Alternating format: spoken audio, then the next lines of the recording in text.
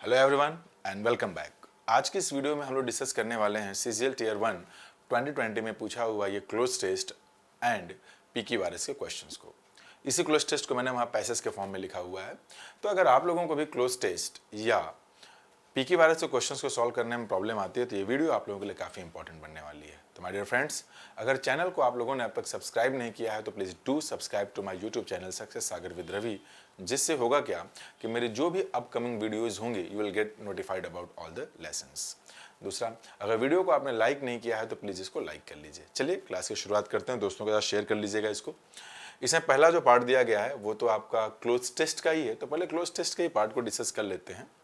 इसमें है क्या, 5 ब्लैंक्स हैं, 1 2 3 4 5, ठीक है। एक्चुअली में पैसेज इसलिए लिख दिया इसको कि पैसेज का ही रूप है ये, बस ब्लैंक्स हैं इसमें और थोड़ी जगह भी कम पड़ रहा था यहाँ पे लिखने के, इसलिए मैंने पैसेज कर दिया कि थोड़ा इनकम्प्लीट पैसेज है, इजिली सॉल्व हो जाएगा ये और आप समझ जाएंगे। तो पढ़ते हैं इसे। What every tourist must take back from Bhutan is pure honey, specially putka, antibiotic honey produced blank. अब उसमें इन्हीं चारों में से एक आपको फिल करना है, तो आप देखते रहिए, फिर मैं बताऊंगा अभी क्या करना है इसमें। हनी प्रोड्यूस्ड मेलिपोना बीज, स्टिंगलेस बीज। ये स्टिंगलेस बीज समझते हैं क्या, जिनके डंक ना हो। अ breed found in protected areas, फिर से ब्लैंक के दूसरे में, यानी आफ्टर, बिटवीन, अमंग और मिड्स में से कोई एक आपको फिल करना है। आगे देखते हैं इसमें 700 to 1500 meters above sea level. आगे है ड्यू, ब्लैंक नंबर 3 हमें फिल करना है। Due blank their small size they can get larger nutrients blank 4, यानी कि क्वेश्चन नंबर 24 में हमें लगाना है क्या, एंड देन, दो और देन, इन चारों में से कोई एक हमें यहाँ यूज करना है। आगे देखते हैं इसमें क्या होगा। रेगुलर हनी बीज इस ब्लैंक के बाद है। It has a tangy sour taste and can, ये ब्लैंक है, your sore throat in a matter of minutes. तो अब ये ब्लैंक जो दिए गए हैं आपको फिल करना है इन ऑप्शंस के बेसिस पर। चलिए स्टेप बाय स्टेप समझने की कोशिश करते हैं। यहाँ पे सबसे पहले तो आप देखेंगे कि लिखा हुआ है एवरी टूरिस्ट, जो कि सेंटेंस में सब्जेक्ट है। मस्ट टेक वर्ब है, जिसमें कि मस्ट मॉडल है और टेक ही मेन वर्ब है, जो कि बेस फॉर्म में लिखा गया है। There is a difference between the base form of the verb and the first form of the verb. किसी भी वर्ब के दो फर्स्ट फॉर्म हो सकते हैं, एक तो हो सकता है सिंगुलर, दूसरा हो सकता है प्लूरल फॉर्म, लेकिन बेस फॉर्म उसका एक ही होता है। बी फॉर्म की अगर बात की जाए तो जनरली बाकी के जो वर्ब्स होते हैं इनका उनका बेस फॉर्म और फर्स्ट फॉर्म सेम ही होता है, जबकि जो प्लूरल फॉर्म होता है फर्स्ट फॉर्म में वो सेम होता है, जबकि बी फॉर्म का प्लूरल फॉर्म और बेस फॉर्म अलग अलग होता है। चलें इसमें आगे बढ़ते हैं। Every tourist must take back from Bhutan, मतलब जो भी टूरिस्ट हैं, जो भी पर्यटन करने वाले लोग हैं, अगर वो भूटान से वापस आते हैं तो उनको क्या लेकर के आना चाहिए। तो ठीक है ना, वॉट, वो क्या है, वॉट इज, वो इज, जैसे दिया ना एवरी टूरिस्ट मस्ट, इस वाले वर्ब के लिए सब्जेक्ट ये है। अभी इसे क्या लेकर के आना चाहिए, वो जो चीज़ है वो है व्हाट इज प्योर हनी, जो चीज़ है वो चीज़ है प्योर हनी, मतलब शुद्ध शहद लेके आना चाहिए। एक टर्म आप देखेंगे कि यहाँ पे यूज हुआ है स्पेशली, और आप लोगों को अगर याद हो तो मैंने एडवर्ब में ऐसा कुछ पढ़ाया था। एक होता है ई के साथ स्पेशली, दूसरा होता है बिना ई का स्पेशली। दोनों में अंतर क्या होता है, ये जो स्पेशली होता है ई, इसका मतलब होता है पर्टिकुलरली। पर्टिकुलरली मतलब कि यहाँ पे जैसे जिन्होंने बोला है, इस जो क्लोज टेस्ट है, जो इनकम्प्लीट पैसेज है, इसमें बोला कुछ ऐसा गया है कि भूटान जो लोग जो भी पर्यटन के पॉइंट ऑफ व्यू से गए हैं, टूरिज्म के पॉइंट ऑफ व्यू से जो भी टूरिस्ट रहे हैं, हर एक टूरिस्ट को जो वहाँ से आते समय वापस लेके आना चाहिए, वो लेने वाली चीज़ क्या है, वो है शुद्ध हनी। शुद्ध हनी की बात हो रही है यहाँ पे, तो उसमें बात हो रही है, कई वैरायटी होगी, तो यहाँ बात हो रही है स्पेशली पर्टिकुलरली कौन सी हनी, पुटका। ये जो लिखा गया है ना, पुटका हनी को लाने की बात चल रही है, ठीक है। क्या है ये भैया, एंटीबायोटिक है। एंटीबायोटिक मेडिसिन तो आप लोग समझते ही होंगे, वही एंटीबायोटिक की बात हो रही है। तो स्पेशली पुटका जो कि एक एंटीबायोटिक है, हनी मतलब शहद है। प्रोड्यूस्ड जो यहाँ पे लिखा गया है ये वर्ब नहीं है, ये पार्टिसिपल है, प्रेजेंट पास्ट पार्टिसिपल का एडजेक्टिव है। इसे आप वर्ब समझने की भूल मत करिएगा, है ना। इस हनी के आगे मैं थोड़ा सा लिखना चाहूँगा, हनी विच इज़ प्रोड्यूस्ड। इसको मैं थोड़ा सा अगर आगे बढ़ा दूँ तो ये कुछ ऐसा रहेगा, हनी, थोड़ा मोटा लग रहा है मुझे, ये पतला कर लेता हूँ, विच इज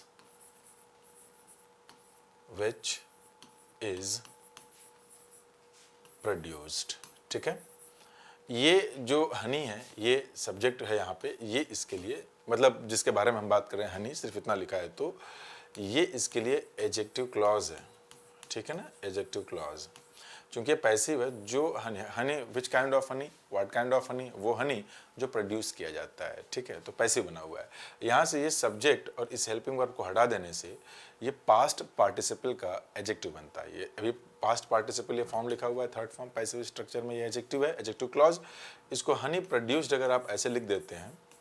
अच्छा, ये सारे कॉन्सेप्ट्स मैंने आप लोगों को नॉन फाइनाइट वर्ब के कॉन्सेप्ट में पढ़ाया हुआ है, तो उसको ध्यान से आप देख लीजिएगा। हनी विच इज़ प्रोड्यूस्ड, तो ये प्रोड्यूस्ड ये वही लिखा हुआ है यहाँ का, कि जो प्रोड्यूस्ड है ना ये लिखा गया। पुटका, पुटका हनी की बात हो रही है यहाँ पर। एंटीबायोटिक है हनी विच इज़ प्रोड्यूस्ड, यानी प्रोड्यूस्ड।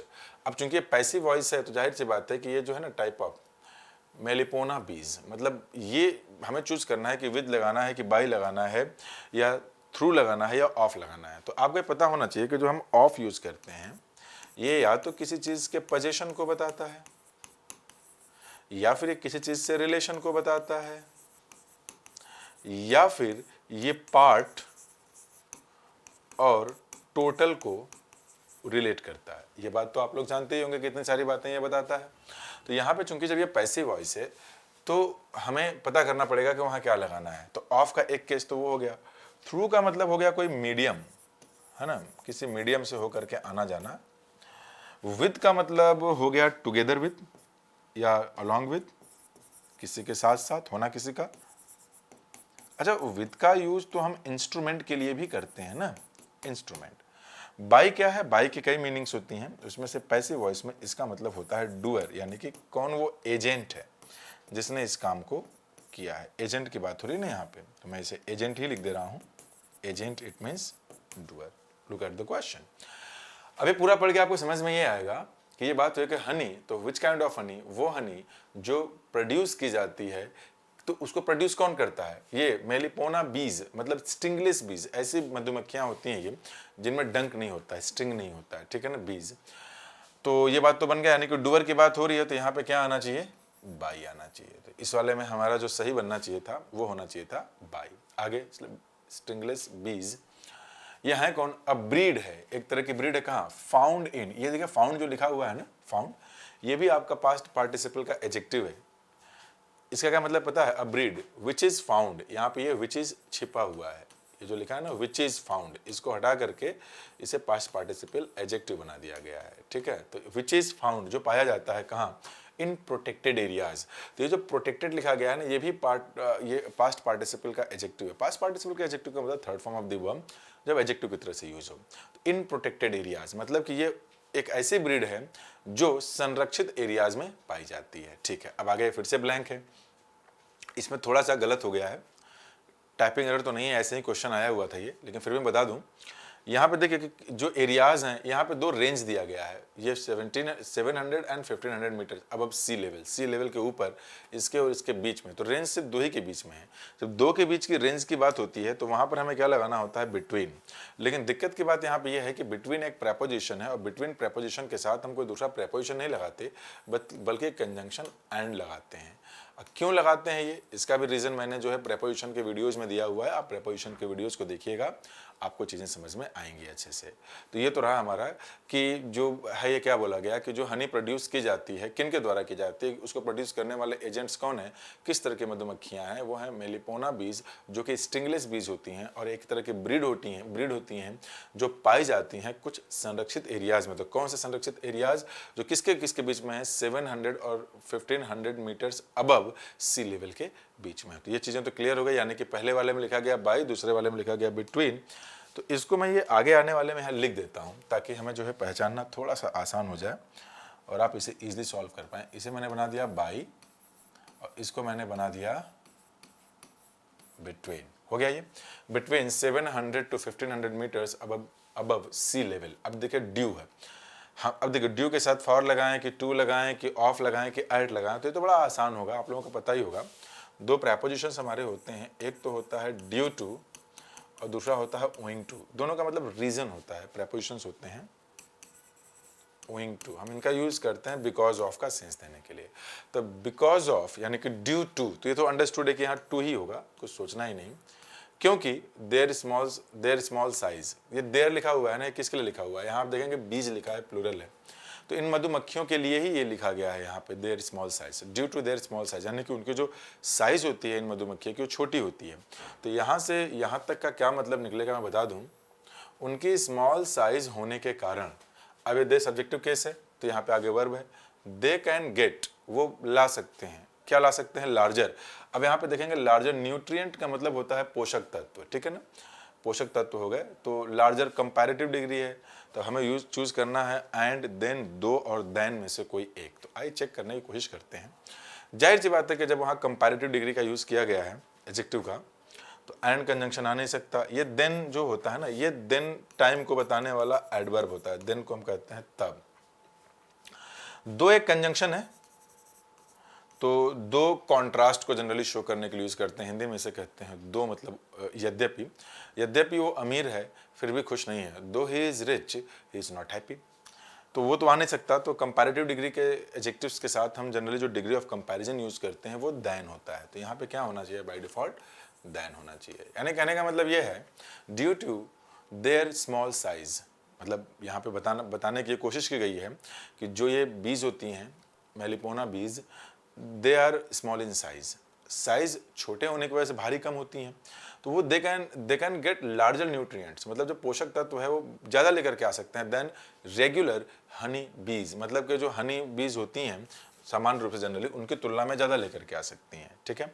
अब आगे देखिए, it has a tiny oblique sour taste, मतलब कि जो स्वाद होता है वो कैसा होता है आपका इनका, इट हैज़ मतलब जनरली ज़्यादा तेज हो, कड़वा हो थोड़ा, मतलब नींबू जैसा हो जिसका टेस्ट, खट्टा, तो वही टेस्ट की बात हो रही है। And can your sore throat in a matter of metre, मतलब चुटकियों में, थोड़े ही समय में जो है कि ये आपके जो सोर थ्रॉट का मतलब क्या होता है, सोर का मतलब एक तरह की प्रॉब्लम, गले में जो खराश होता है ना, खराश का एक जो दर्द होता है, बात तो इसी की हो रही है, तो आपको समझना तो यही है।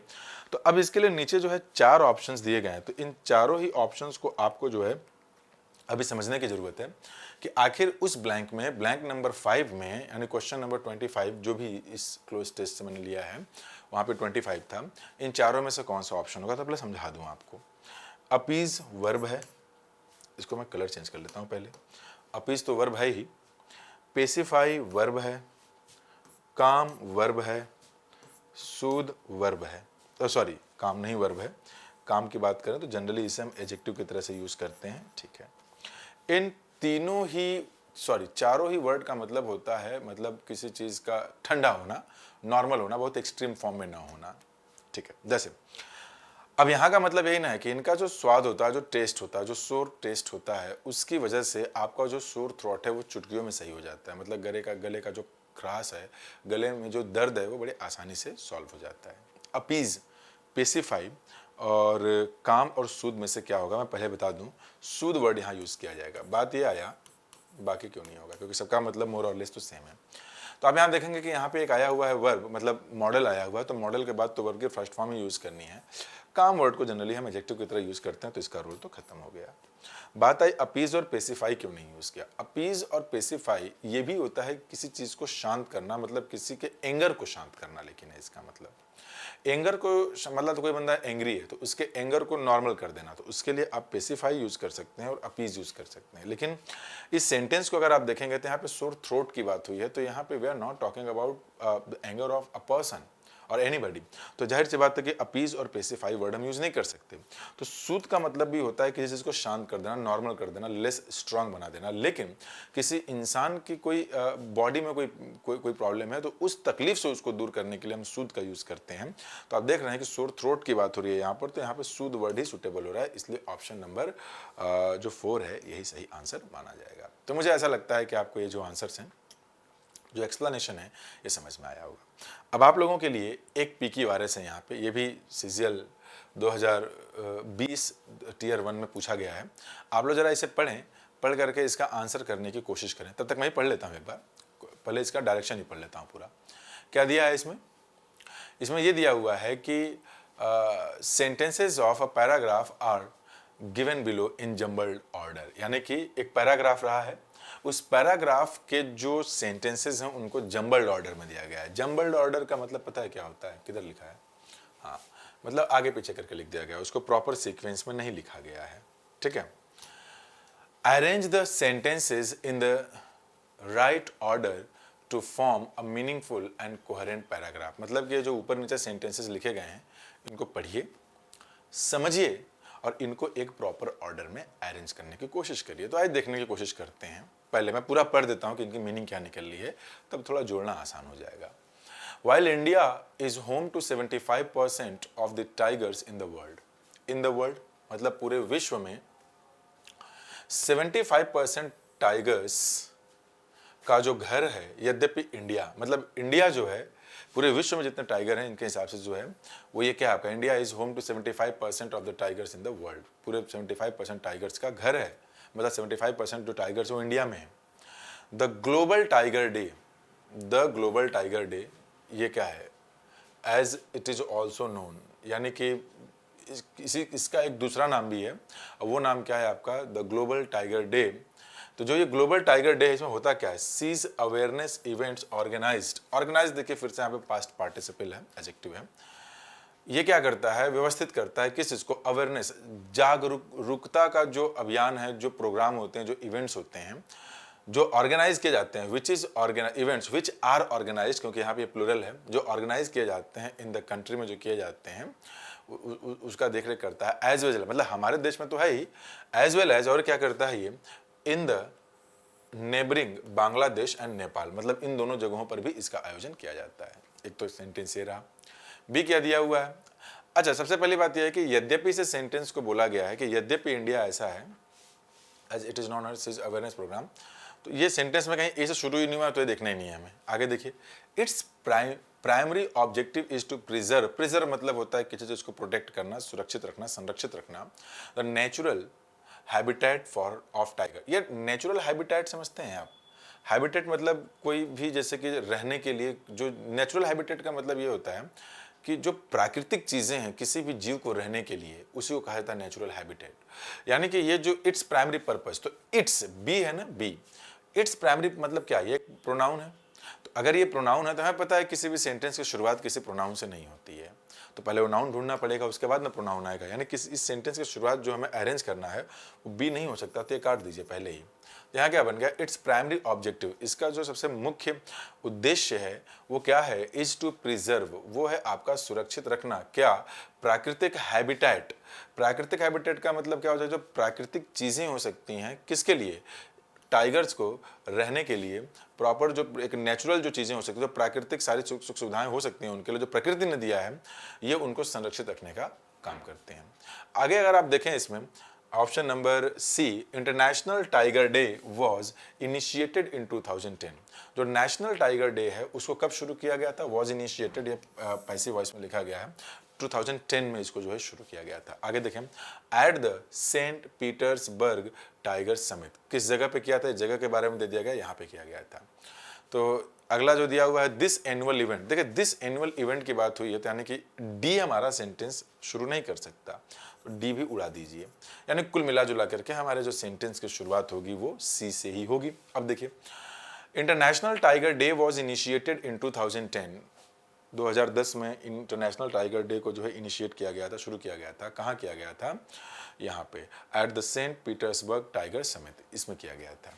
आगे अब सी के बाद या तो हमको डी लेकर के आना है या तो हमको ए लेके आना है, इन दोनों में से कोई एक चूज करना है हमें। यहाँ पर चेक कर लेते हैं, सी के बाद A, while India is home to, अच्छा ठीक है, वो वाइल अचानक से कहाँ से आ गया, वो हो नहीं सकता है। अभी देखिए यहाँ पे जो है कि इनिशिएट किया गया था 2010 को किसी समिट में, तो जाहिर सी बात है कि इसी के बारे में बात हो रही होगी यहाँ पे कि this annual event observed on 29 July AIIMS. अब इसका क्या मतलब पता है कि जो ये दिस एनुअल इवेंट है, इसके बाद ये जो ऑर्गेनाइज किया गया था यहाँ पे इंटरनेशनल टाइगर डे, अब उसी की बात हो रही है यहाँ पे एनुअल इवेंट की, तो इसके बाद डी ही आएगा, तो आंसर क्या बन जाएगा, दूसरा वाला बन जाएगा। इसकी मीनिंग भी चेक कर लेते हैं कि ये जो एनुअल इवेंट है ना, विच वॉज ऑब्जर्व्ड ऑन 29 जुलाई, यानी कि विच वॉज, इसका क्या मतलब है, जो आयोजित किया गया था, ये एडजेक्टिव फ्रेज है पूरा यहाँ पे, ये पास्ट पार्टिसिपल का एडजेक्टिव है विच वॉज था, ये एडजेक्टिव क्लॉज था पहले ये पास्ट का, तो ये बना दिया गया विच वॉज को हटा के ऑब्जर्व्ड। इसका जो सब्जेक्ट है कि ये जो एनुअल इवेंट है जो कि 29 जुलाई को ऑब्जर्व किया गया था उसका एम था, ये वर्ब ये है, क्या था एम? टू क्रिएट करना, उत्पन्न करना, क्या फैलाना, टू क्रिएट अवेयरनेस मतलब जागरूकता फैलाना, किस चीज़ के लिए? On tiger conservation. On tiger conservation का मतलब क्या लगा कि जो टाइगर हैं उनको संरक्षित कैसे किया जाए, उनको सुरक्षित कैसे किया जाए, क्योंकि कई बार आप देखते होंगे कि न्यूज़ वगैरह में आता होगा कि टाइगर का किसी ने शिकार किया तो उसको जेल हो गई, क्योंकि लोग इसे शान मानते हैं, टाइगर हो गए, हिरन हो गए, तो अगर लोग उनका शिकार ही कर देंगे, उनको प्रॉपर सुविधाएं नहीं दी जाएंगी, लोग ही मार देंगे या चीज़ें, प्राकृतिक चीज़ें अवेलेबल ना होने के खुद ही मर गए, तो हमारे जो धरती पर तो ये प्रजातियाँ विलुप्त हो जाएगी, एक्सटेंट हो जाएगी। तो इनको बचाने के लिए कि सभी तरह की प्रजातियाँ यहाँ पे रहें, तो इनका मेन पर्पज़ यही था। तो कुल मिला जुला करके जो सही बना आपका वो ये बनेगा, क्या हो जाएगा? CDBA। मैं ये उम्मीद करता हूँ कि आपको ये एक्सप्लेनेशन समझ में आया होगा। एक काम करते हैं, इसमें एक और PQ वायरस है उसको भी देख ही लेते हैं लगे हाथों, ठीक है ना।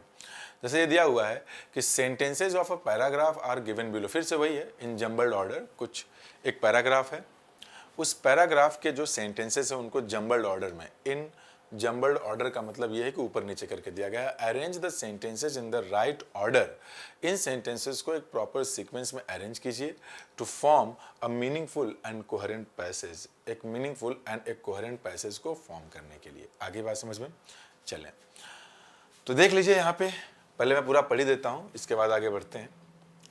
एक्सीलेंटली वेल, बहुत अच्छा। सेड शी, उसने कहा। अब ये कौन है हमें पता ही नहीं है, देख लेते हैं।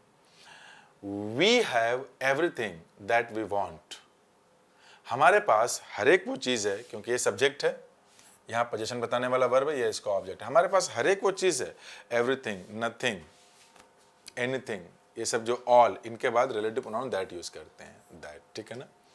हमारे पास हर एक वो चीज़ है दैट वी वांट। अब इस वांट को हम जो जो चाहते हैं वो सब कुछ हमारे पास है, तो ये जो एवरीथिंग है इसका ऑब्जेक्ट है। ये हो गया यहाँ पे रिलेटिव प्रोनाउन, तो ये जो रिलेटिव प्रोनाउन है इस एवरीथिंग को इस वर्ब से रिलेट कर रहा है, यानी क्या बन गया? उसने कहा बहुत ही अच्छा, हमारे पास हर एक वो चीज़ है जो हम चाहते हैं।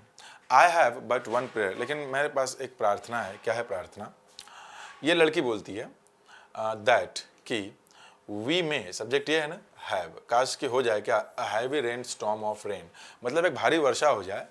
टू वाटर, क्यों हो जाए? ताकि हम पानी दे सकें अपने पौधों को, ठीक है।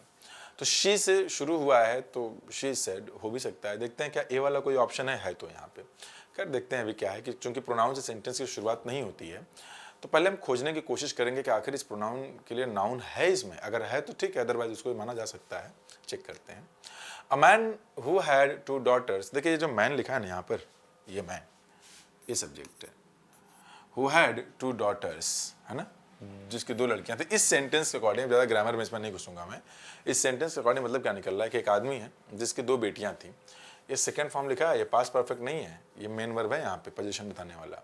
एक आदमी जिसकी 2 बेटियां थी, वही जो आदमी है उसने शादी कराया किसका? अपनी एक बेटी का, किससे?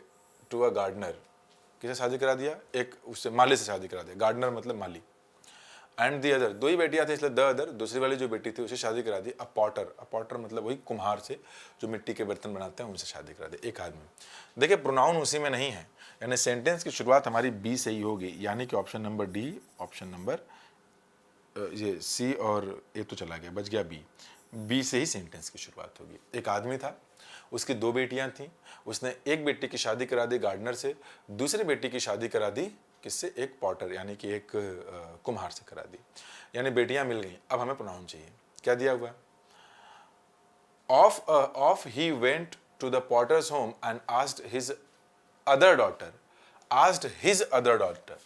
ये जो अदर डॉटर यहाँ पे लिखा गया कि उसने अपनी दूसरी बेटी से पूछा, तो हमें कैसे पता होगा कि कौन सी दूसरी बेटी है इसमें? तो जाहिर सी बात है कि इसमें कहीं ना कहीं ये हिंट दिया गया होगा कि उसकी पहली वाली बेटी कौन है। तो सबसे पहला काम आपका ये कि पहली वाली बेटी को ढूंढे, तब जाकर के उसके बाद दूसरी वाली बेटी आएगी।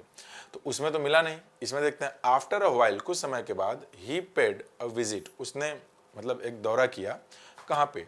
To the gardener's home. Gardener's home मतलब क्या? यहाँ पे कहीं गार्डनर की बात हुई थी ना, जो पहली बेटी थी, मतलब कि जो माली था उसके घर पे गया।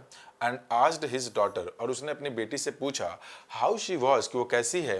एंड क्या चल रहा है उसकी ज़िंदगी में, and how it fared with him. देखिए जो फेयर होता है वो किराया होता है जनरली, अगर नाउन है, और फेयर जो है ये वर्ब भी होता है। तो अगर फेयर को आपने वर्ब की तरह से यूज़ किया है तो इसका मतलब ये होता है किसी समस्या को किस तरीके से आपने टैकल किया, सक्सेसफुली टैकल किया कि अनसक्सेसफुली टैकल किया, इसके बारे में बात हो रही है। कि उसने अपनी बेटी से पूछा कि भाई कैसी हो, और लाइफ में जो समस्याएं हैं उनको तुम टैकल कैसे करती हो, क्या चीज़ें हैं, ये रहा। तो अब एक बात तो तय हो गया कि बी के बाद क्या आएगा, डी ही आएगा। तो बी के बाद डी आ गया, यानी ऑप्शन तो यही हो गया। लेकिन फिर भी हम पूरा पढ़ेंगे मीनिंग निकालने के लिए कि भाई कैसी हो, जो समस्याएं लाइफ में आती हैं उनको कैसे टैकल करती हो। तो इसके बाद यही लिखा है यहाँ पे, एक्सीलेंटली वेल, बहुत ही अच्छा, बहुत ही अच्छी हूँ मैं। एंड क्या कहा उसने, मेरे पास हर एक वो चीज़ है जो हम चाहते हैं, आई हैव, लेकिन मैं एक प्रार्थना करना चाहती हूँ, भगवान से प्रे करती हूँ कि काश की थोड़ी भारी वर्षा हो जाए जिससे कि अपने पौधों को हम पानी दे सकें। यानी ये हो गया। उसके बाद होता क्या है, ऑफ ही वेंट, उसके बाद वो चला जाता है कहाँ, to the potter's home, and दूसरी वाली जो बेटी थी उसके पास चला जाता है, दूसरी वाली बेटी के पास जाता है एंड आस्क्ड, और क्या पूछता है, हिज अदर डॉटर। अब देखिए अदर डॉटर आ गया, पहली डॉटर से पूछ लिया उसने, how matters are with her, और चीज़ें उसके साथ कैसी चल रही हैं। तो जो प्रॉपर सीक्वेंस इसका बनेगा ये बन जाएगा बी डी ए सी। मैं ये उम्मीद करता हूँ कि आपको ये वीडियो जरूर पसंद आई होगी, आपके लिए हेल्पफुल होगी। वीडियो कैसी लगी इसे नीचे कमेंट बॉक्स में जरूर बताइएगा।